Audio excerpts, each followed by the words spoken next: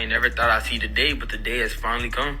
When the new players are starting to get into conversations with the greats that I don't think they belong in right now. I don't even understand what angle we're coming from when we're saying Luka can't be in a conversation with Melo. I think it's pretty clear-cut Luka, even with his career being as short as it is. No disrespect to Melo. But when we start looking at accomplishments and numbers and skill sets and peaks, I don't think this is really even a conversation. Melo has made 6 All-NBA teams, but has never once made the All-NBA first team. I can give him some grace for that playing, against LeBron James his whole career. But that is a fact. He was never a first-team All-NBA. Opposed to Luka, who has made it 5 times in a row. I like how he glanced over that, trying to make it seem like that's a small feat. Would anybody in the room like to take a guess who the only other person to do that is?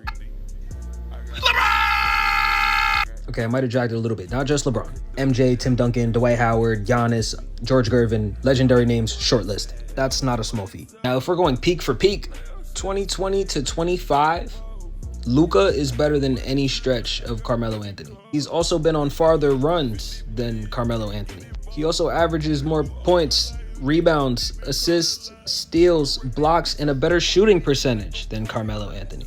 But wait, I know what you're saying. Melo had a longer career. He had time to fall off. I got you. I took Melo's stats from 07 to 2014 and compared them to Luka's stats from every season of his career outside of his rookie year. So Melo's prime versus Luka's prime. And Melo's is still getting blown out of the water. And it's one thing if you want to talk about points. We can have a points conversation, who's the better scorer, whatever you want to do with that, right? After we get past that, neither of these dudes play defense. Luka is an elite playmaker, a better rebounder, all around offensively. Actually, outside of the word scoring, Luka is better than Carmelo Anthony. And I'm even leaning towards Luka in the scoring category too.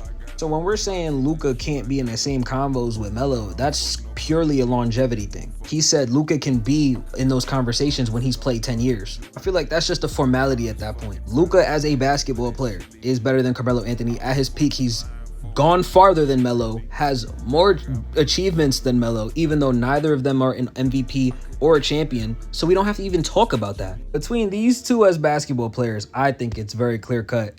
I know everyone gonna have their rose-tinted Melo glasses on. I love Melo too, but I feel like this is not even a conversation. As basketball players, I think generational talent is Luka, and I think Melo is a really, really, really, really damn good player.